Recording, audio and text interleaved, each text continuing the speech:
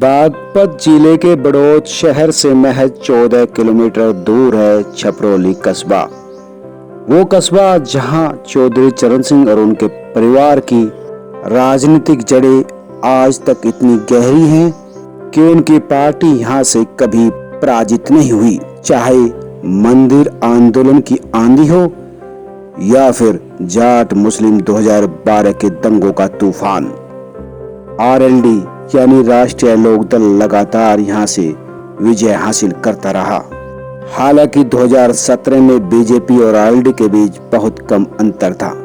करीब 3000 वोटों से आरएलडी कैंडिडेट यहां से जीते थे। हालांकि बाद में आरएलडी कैंडिडेट ने बीजेपी का दामन थाम लिया। आरएलडी की जीत के पीछे सबसे महत्वपूर्ण वजह तो ये है कि ये सीट जाट बाहुल है। यहाँ पर करीब 42% जाट मतदाता हैं और करीब 19-20% मुस्लिम आबादी। वहीं दलितों की संख्या महज 7% है और अन्य जाति 31%। बड़ी संख्या में जाट मतदाता आज भी चौधरी चरण सिंह और उनके परिवार के प्रति भावनात्मक लगाव रखते हैं। 2022 के विधानसभा चुनाव में छपरौली के मतदाता के मन में क्या है, ये जानने के लिए हमने विधानसभा के अलग अलग वर्गों से बातचीत की और उनसे पूछा कि वो क्या सोचते हैं। 2022 में उत्तर प्रदेश की सत्ता पर कौन काबिज होगा, इसके लिए सरगर्मियां तेज है। लेकिन जनता जनार्दन क्या सोचती है? जिस पार्टी को 5 साल के लिए चुना था, उन्होंने उनकी उम्मीदों पर कितना काम किया, कितना उनके लिए फायदेमंद ये सौदा हुआ, 2022 को लेकर क्या कहना है, हम सीधा जनता से पूछेंगे। इस समय मैं हूँ छपरौली विधानसभा, जो उत्तर प्रदेश की सबसे लास्ट या पहली विधानसभा कह सकते हैं, क्योंकि इस साइड बिल्कुल यमुना है और यमुना के उस पार है हरियाणा। ये पहली है। ये कई मायनों में ये विधानसभा खास है, ऐतिहासिक है, क्योंकि जब से विधानसभा का गठन हुआ है 1967, तब से अब तक लगातार रालोद राष्ट्रीय लोकदल यहाँ से कभी चुनाव नहीं आ रहा। चौधरी चरण सिंह जो इस देश के प्रधानमंत्री रहे, सीएम रहे, फिर उनके पुत्र अजीत सिंह लगातार राजनीति करते रहे और अब तीसरी पीढ़ी जयंत चौधरी राजनीति में हैं। उनकी परीक्षा है, पहली बार वो अपना राजनीतिक भविष्य आजमाएंगे उत्तर प्रदेश विधानसभा के चुनाव के दौरान। इन तमाम सिचुएशन के बीच जो स्थानीय लोग हैं यहाँ पर, तमाम लोग हैं यहाँ पर छपरौली कस्बे में, जो बड़ा कस्बा है इस विधानसभा सीट का, हम यहाँ पहुँचे हैं, जानना चाहेंगे कि क्या सोचते हैं आम लोग। कुछ युवा भी हैं, क्या कह रहे, क्या मत है आपका 2022 के विधानसभा चुनाव को लेकर? किस तरह की आपकी उम्मीद है या क्या सोचते हैं? देखिए, हमारा ये कहना है कि सरकार जिन एजेंडे को लेकर गवर्नमेंट में आई थी, उन पर वो खरी नहीं उतरी है और उसको देखते हुए हमें नहीं चाहिए कि आगे इस तरह की सरकार बने। और हमको चाहिए, ये जो क्षेत्र है ये गन्ना बाहुल्य क्षेत्र है और गन्ना किसानों को यहाँ इतना दबाया गया, इनका भुगतान नहीं हुआ, बच्चों की फीस तक नहीं गई, शादियां नहीं हुई। ये सरकार से, स्थानीय जो सरकार है, बीजेपी की जो सरकार है, उससे आपकी उम्मीद पूरी नहीं हुई? जी नहीं, बिल्कुल नहीं हुई है। दोस्तों, इस पंचायत के ज्यादातर लोग कृषक और जाट समुदाय से थे और सभी का कहना है कि वो बीजेपी की नीतियों से बिल्कुल भी खुश नहीं है और उनका मत 2022 में आरएलडी को जाएगा। उनका कहना था कि पिछले 7 महीनों से जिस तरह से बीजेपी की सरकार ने किसानों को सड़क पर बैठा कर रखा है, वो कतई स्वीकार नहीं। साथ ही बिजली के रेट और गन्ना बिल भुगतान को लेकर उनके मन में गहरी पीड़ा है और इसी वजह से वो बीजेपी से नाराज हैं।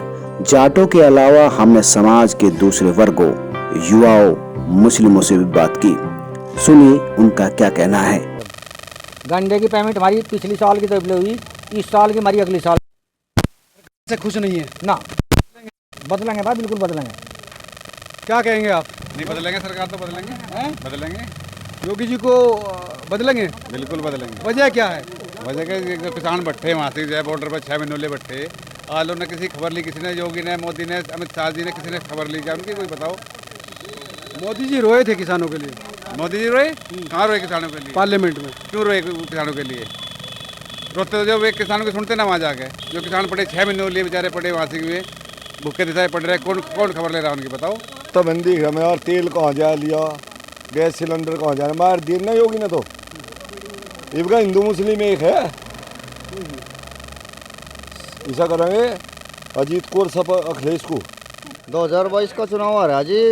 सरकार देख के इरादा तो ये है चौधरी साहब को वोट दीजा, चौधरी साहब को वोट दिया। और पब्लिक जो है अनपढ़ नहीं रह रही, समझदार पढ़े लिखे लोग हैं, अपने मन की बात कोई नहीं बताता। वो तो योगी जी भी तो मेहनत कर रहे हैं काफी। हाँ, योगी जी मेहनत कर रहे, तो फिर योगी जी को वोट दीजिए।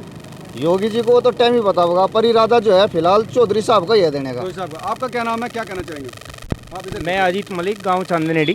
छोड़ दीजिए, मैं आप इस सरकार से बहुत खुश हूं। और दंगा पहले भड़का था, अब की बार दंगा नहीं भड़का।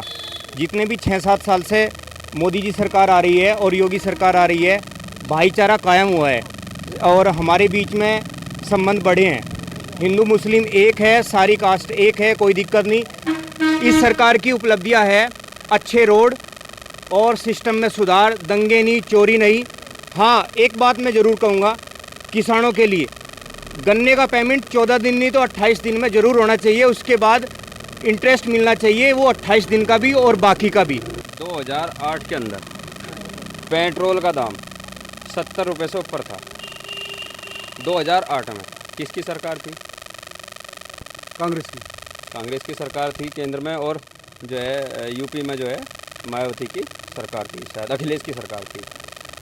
तब 70 रुपये से ऊपर था। अगर उसके बाद अगर 12 साल की बात करें, 12 साल के अंदर अगर 17-18 रुपये पेट्रोल पे बढ़ गए। महंगाई बढ़ती है, घटती थोड़ी है हमेशा। तो जो ऐसा नहीं है कि सैलरी में भी तो बढ़ोतरी हुई। जो लोग गवर्नमेंट जॉब कर रहे हैं उनको इंक्रीज हुआ उनका सैलरी। तो ऐसा थोड़ी है कि साथ अगर रेट बढ़ गया तो कोई इतनी बड़ी बात नहीं है। वो नहीं, कोई बड़ी बात नहीं है। आपका समर्थन योगी जी के साथ? बिल्कुल 100 के 100। आप क्या कहेंगे, क्या नाम है आपका? मेरा नाम वाजिद खान है जी, मैं नंगला गाँव से हूँ।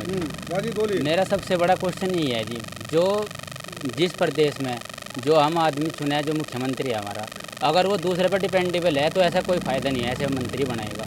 वो बिल्कुल मोदी पर निर्भर है, अपने लिए मुझे नहीं लगता वो कुछ सोच मतलब कोई भी डिसीजन अगर उसने लिया हो, मुझे नहीं लगता उन्हें पूर्ण स्वतंत्र से लिया हो। और जैसे अखिलेश की सरकार थी, बहुत उन्होंने जो काम करे, उन्होंने कह रहे हैं भाई बिजली का बिल एक कितना बढ़ा दिया, गरीब आदमी का बिजली का बिल पाटना मुश्किल हो गया, मकान बेच के भी बिल नहीं पटा गया। अच्छा, एक घंटा पहले आ जाते हैं, यहाँ देखते हैं मकान में लोगों का पानी भरा था, कोई सफाई नहीं है, कोई विकास नहीं है यहाँ से। हम तो ये कहना चाहते हैं, वो सरकार को लेकर मतलब आपको सेटिस्फाई नहीं है? हाँ, बिल्कुल नहीं है। फिर क्या चाहते हैं आप? क्या चाहते हैं? हम लोग चाहते हैं भाई विकास हो रहा है, बिजली का बिल घटाया जाए। बिजली का बिल कितना आ रहा है? 1600 रुपये बिल का खाता पड़ेगा गरीब आदमी का। बिल्कुल बेकार, एक नंबर की रद्दी यह है सरकार। फिर किस तरह की सरकार चाहते हैं? इसका कांग्रेस इसका सुनना थी। देश का नाश इसने कर दिया, किसान का नाश इसने कर दिया, मजदूर का नाश इसने कर दिया। बता कौन छोड़ दिया? विकास किया है? कौन सा विकास है तू बता। सड़कें हैं या दूसरी चीजें हैं? कौन सी है बता। 5 साल होली, गन्ने का भाव मंका हुई है बता। बिजली का बिल जो है 3 गुना कर दिया जितने। बिजली आ रही है ना वैसे? हाँ, पहले भी आ रही थी, इतना ज़्यादा दे रहे थे। पहले इतना ज़्यादा दे रहे थे बिजली। अच्छा। हाँ, इतना ज़्यादा बिजली देते, बिल जो है जब जाती आई था 3 गुना हो लिया। क्या कहे? ये जो किसानों के बिल के जो विरोध है, इनके चक्कर में तो जो है ना पश्चिम उत्तर प्रदेश में तो भारी नुकसान होने वाला है सरकार को भी मालूम है इस बात के लिए, तो कि जो है ना पश्चिम उत्तर प्रदेश में तो हमारे को भारी नुकसान होगा। 1 लाख लोग का बिल दे, बीजेपी को किसी को दो दोगे? किसी को देगा, बीजेपी को नहीं दे, पर मोदी को योगी को बीजेपी को नहीं दें बिल्कुल भी। ऐसी क्या नाराजगी है? नाराजगी इस तक मक्खत आदमी आए नहीं जीवन में ना हो। ऐसे कौन से निर्णय जिसको लेकर इतनी निराश है? निराश है, हमें वे पसंद है नहीं। गन्ने का पेमेंट हमारा नहीं हुआ, बिजली का बिल दूने, मीटर लगा दे या बड़ा बातें, सारी चीज़ बेकार है। क्या कहना? नहीं, सही कह रहे हैं। वोट नहीं दें हम बिल्कुल भी भाई। हमारा पेमेंट नहीं है।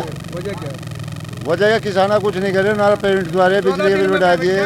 बड़ा झूठ इसने बोल रहे थे, झूठ भी 8 बोल रहे। ये 15 लाख रुपए कहाँ है जो उनसे इन्होंने कहता खाते में आ जाएंगे 8 दिन में। नहीं, ये तो उत्तर प्रदेश का चुनाव है ना। है और उत्तर प्रदेश में ही तो आगे कहा था उसने, है तो इसी की। हाँ, दोनों भी एक ही है। तो फिर किस में भविष्य देख रहे हैं यहाँ पर आप? है किस में भविष्य है आपका? भविष्य हम तो जयंत चौधरी को देंगे।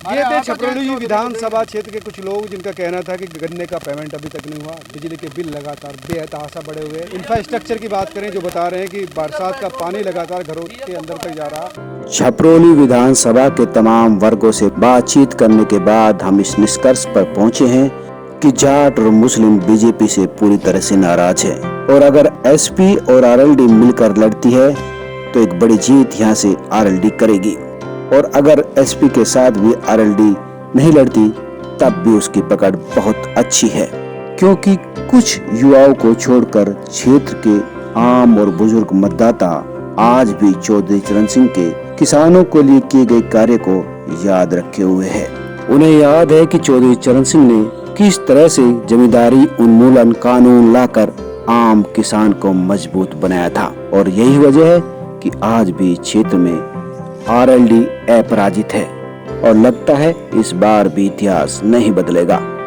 सब्सक्राइब करें, लाइक करें और अपने दोस्तों के साथ शेयर भी करें।